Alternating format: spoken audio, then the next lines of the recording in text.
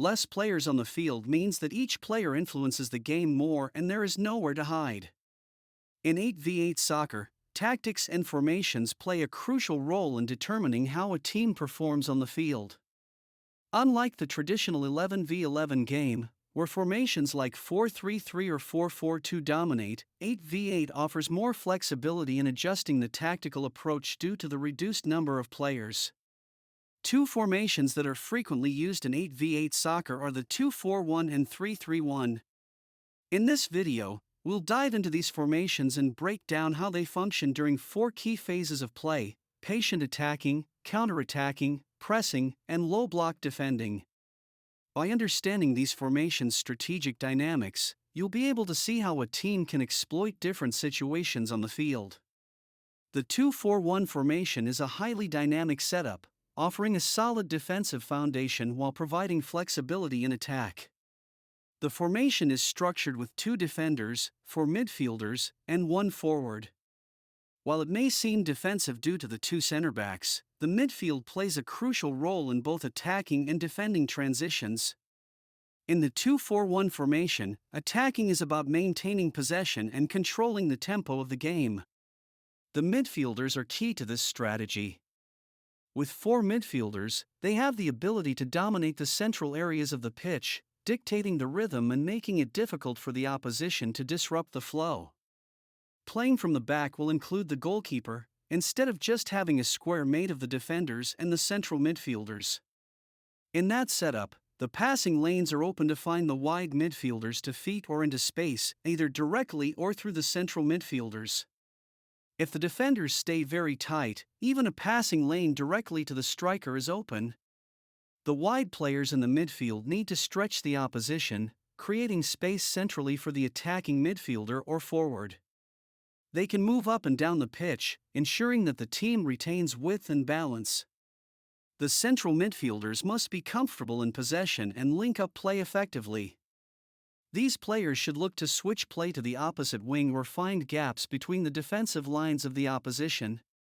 The triangles of attacking on the flanks are created by the wide midfield, central midfield on that side, and the striker. However, the wide midfielders will often take players 1v1, which is much more common with less players on the field. The key in this phase is to remain calm, pass the ball around patiently, and look for openings. The forward is positioned centrally and usually high up the field, but often drops back into the midfield to help create overloads and to combine with the midfielders. By moving into space and making intelligent runs, the forward can create chances or pull defenders out of position, making it easier to break down a stubborn defense. When the team loses possession in the opponent's half, it is crucial that they apply immediate pressure to regain the ball. The midfielders and forward need to be active in pressing high up the pitch. The midfielders and striker should press the ball aggressively, with the central midfielders cutting off passing lanes and forcing the opponent into difficult situations. The wide midfielder where the ball is should look to trap the opponent on the sideline, making it harder for them to find a passing option. The other wide midfielder must tuck in the middle to cover for any unexpected ball, while the central midfielders. This is crucial to make sure that the team prevents a 3v2 counterattack. The forward should initiate the press by forcing the opponent's defenders to play the ball quickly. This disrupts their ability to build from the back and creates chances for the midfielders to step in and win possession higher up the field. Pressing in the 2-4-1 requires organization and intensity. Players need to move as a unit, ensuring that the opponent has no time or space to play the ball. When executed properly, this high press can create turnovers in dangerous areas of the field, leading to quick attacking opportunities. If the pressing doesn't work quickly, the team will need to drop back on our own half. In a low-block defending scenario, the 2-4-1 setup provides a solid foundation, especially due to the presence of the two defenders. These two players act as a central shield in front of the goalkeeper, providing protection while the midfielders track runners and cover gaps. The two defenders remain compact and organized with a numerical advantage. One defender always is close to the striker, while the other provides cover for all players.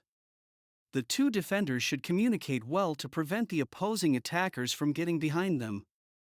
Their primary role is to block passing lanes and clear the ball when needed. The midfielders, especially the central ones, drop deep to form a solid defensive block.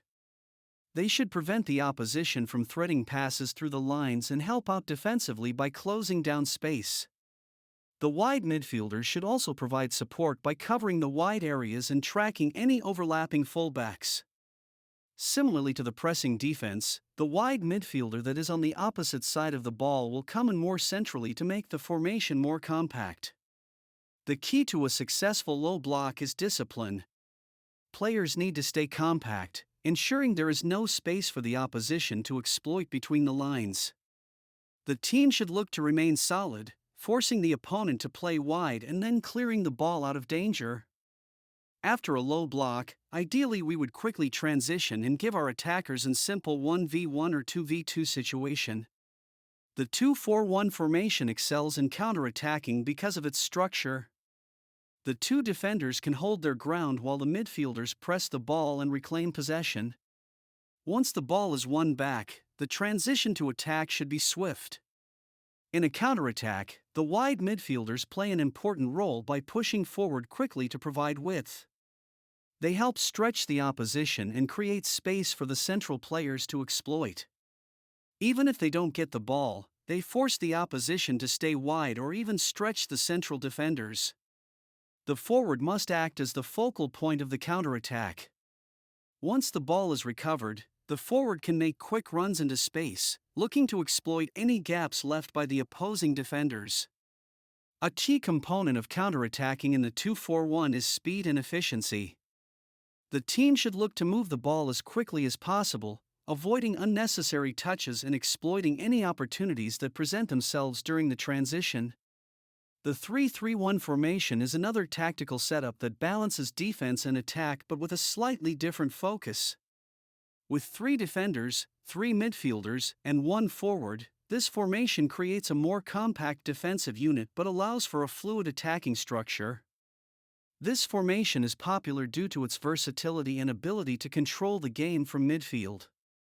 In the attacking phase, the 3-3-1 formation relies on building from the back with the 3 defenders providing a solid base.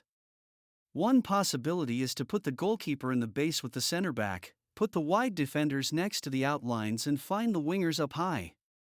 This will put a lot of pressure on the central midfielder, but if they are up to the challenge, then you have yourself a very favorable attacking setup once you break the lines. If the opponent regroups beyond the build-out, it is important to find the opportunities to create overloads and combinations for our attacking players. The way I like playing is to get the wide midfielders to provide width while the wide defenders slot in the midfield to bring control.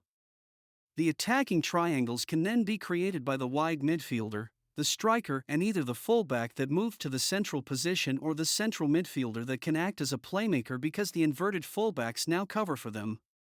In the 3-3-1 formation, pressing is more organized and relies on the 3 defenders and 3 midfielders working together.